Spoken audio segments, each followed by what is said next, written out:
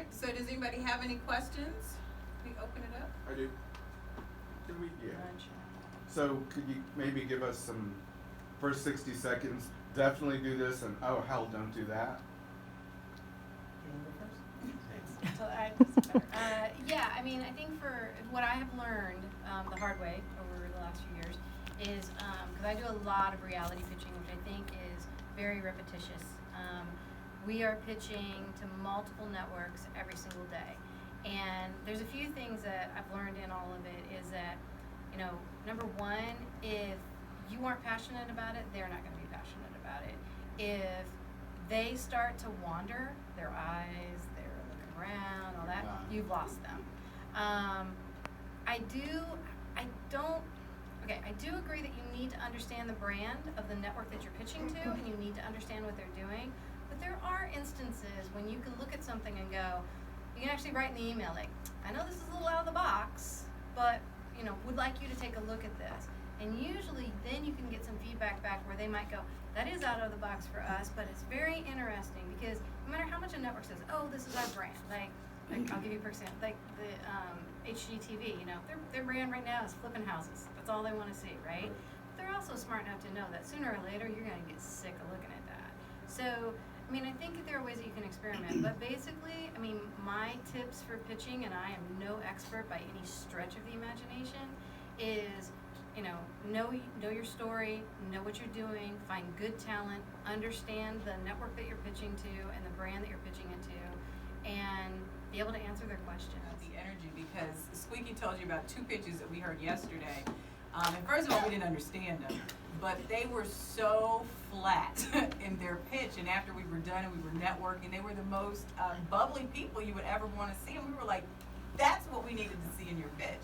Because at least if you get that energy, you're engaged and you'll listen a little bit longer. But we all were just kind of like, it was just because they just didn't seem to have any passion. And so I totally agree. I mean, and I'm not a pitching expert either, but I do know what engages, and I know that when the energy is there, and this isn't anything I think that you do, it just engages people to listen, whether it's, you know, interesting or not. Yeah, Krista, can I just onto what you said? So you're mostly in the role of pitching what you guys do to buyers as opposed to hearing pitches from writers, for instance. I have heard a lot of writers. So I work, my current job, my day job, is listening, or is basically coming up with ideas for networks. But we also take in third-party submissions. So I do a combination of, I look at people's pitches and I develop pitches that go out the door, that go to a specific network. So I do a little bit of both.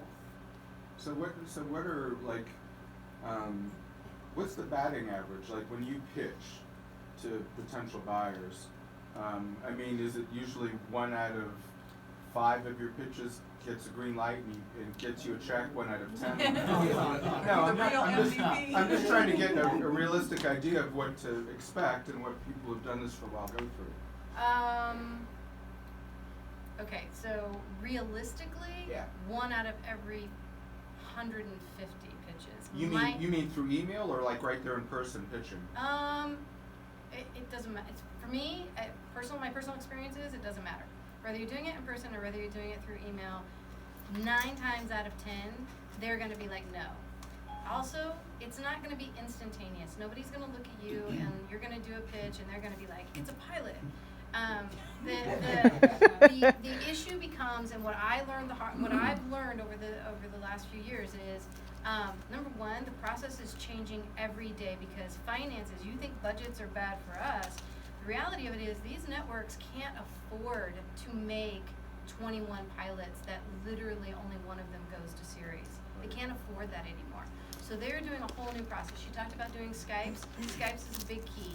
She talked about, you want to put sizzles and stuff together, but the reality of it is you may get, I do want to talk to you about it.